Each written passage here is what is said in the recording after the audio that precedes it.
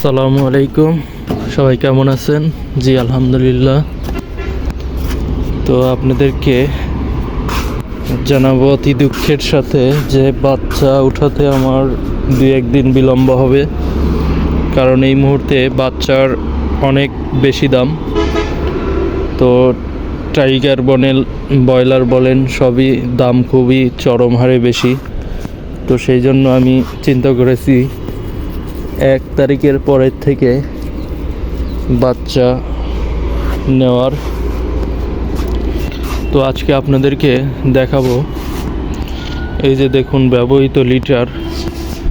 এই লিটারটা 2 রকমভাবে ইউজ করা যায়। এক হলো পুনরায় এই লিটার শুকিয়ে খামারে ব্যবহার করলে কোনো রকম প্রবলেম হবে না, সেটার নিশ্চয়তা আমি নিজে আপনাদেরকে দিতে পারি। কারণ এই ব্যবহৃত লিটার যদি আপনি পুনরায় খামারে ব্যবহার করেন, তো সেই ক্ষেত্রে আপনার মুরগির FCR আরও বেশি হবে। কারণ এই লিটার আপনি আবার শুকানোর ফলে এই লিটারে অনেক রকমের খাবার তৈরি হয়, যেটা মুরগির গ্রোথে অনেক সহায়তা করে।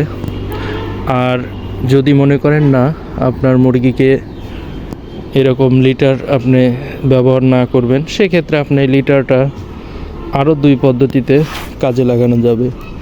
এক হলো এই লিটারটা আপনি বিক্রি করে দিতে পারেন, সার হিসাবে জমিতে ভালো কাজ করবে।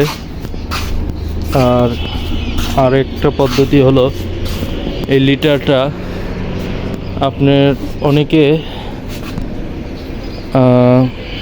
গরুর গোবর থেকে ঘষি, আমাদের এলাকায় এটাকে ঘষি বলে। তো ঘষির চুলা আছে অনেকের, তো চুলাতে রান্না বান্না করে।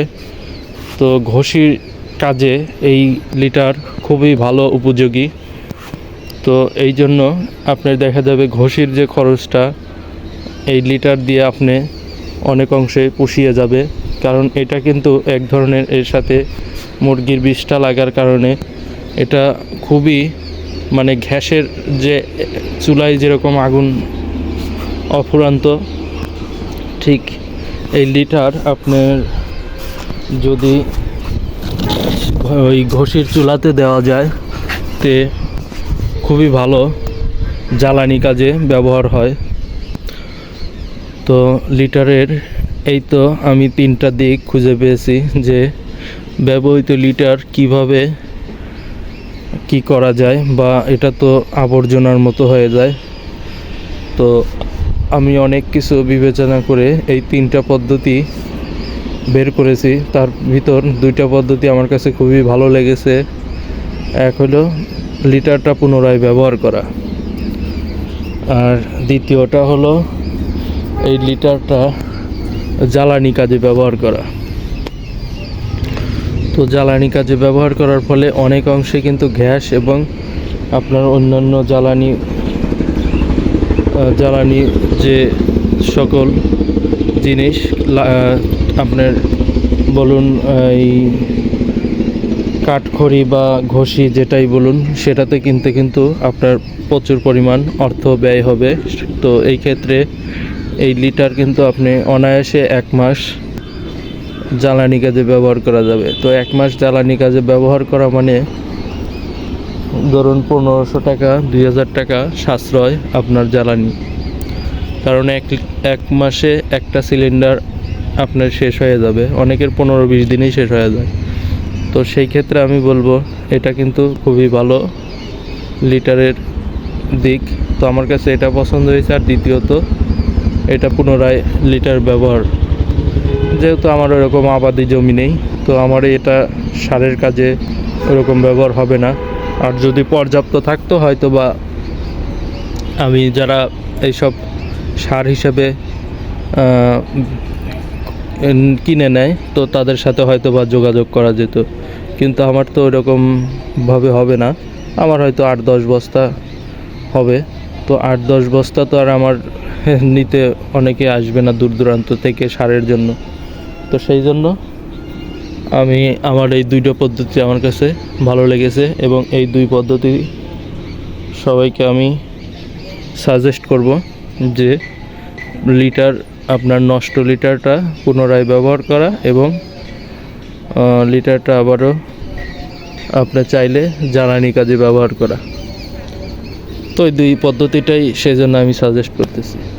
তো আমি নিজেও এটা সম্ভবত আমি জ্বালানি কাজে ব্যবহার করব, কারণ পর্যাপ্ত এখনও আমার তুষ আছে, আরও এক শেড চলে যাবে।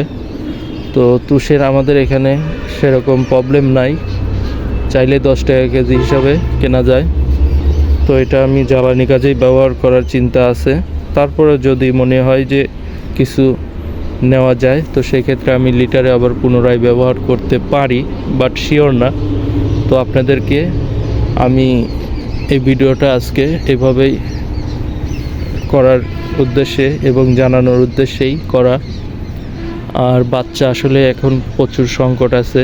আমি সবাইকে সাজেস্ট করব যে এই মুহূর্তে বাচ্চা না নিয়ে কিছুদিন পরে বাচ্চা নিলে পরে বাচ্চার দাম এমনি কমে যাবে। বিশেষ করে আর মনে হয় যে 4-5 দিন পরেই বাচ্চার রেট কমতে শুরু করবে, কারণ এখন যেহেতু ব্রয়লারের বাজারও ভালো, সোনালি বলুন সবই বাজার, মোটামুটি মুরগির বাজার সবই ভালো আছে, যার কারণে বাচ্চার রেটটা কমার সম্ভাবনা খুবই কম।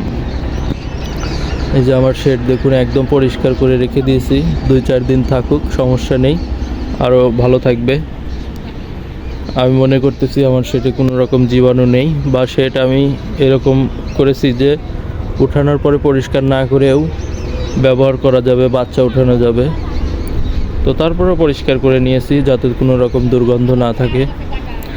আর আমি ভুট্টা ফার্মেন্টেশন ইউজ করে তো জানিনি, লিটারে কোনো রকম দুর্গন্ধ নেই। এই যে দেখুন এখানে বসে থেকে আমি আপনাদেরকে ভিডিও করে দেখাচ্ছি, ইনশাল্লাহ একটু দুর্গন্ধ আমার কাছে ওরকম লাগতেছে না, আছে সামান্য, যেটা না ধরলেই নয়।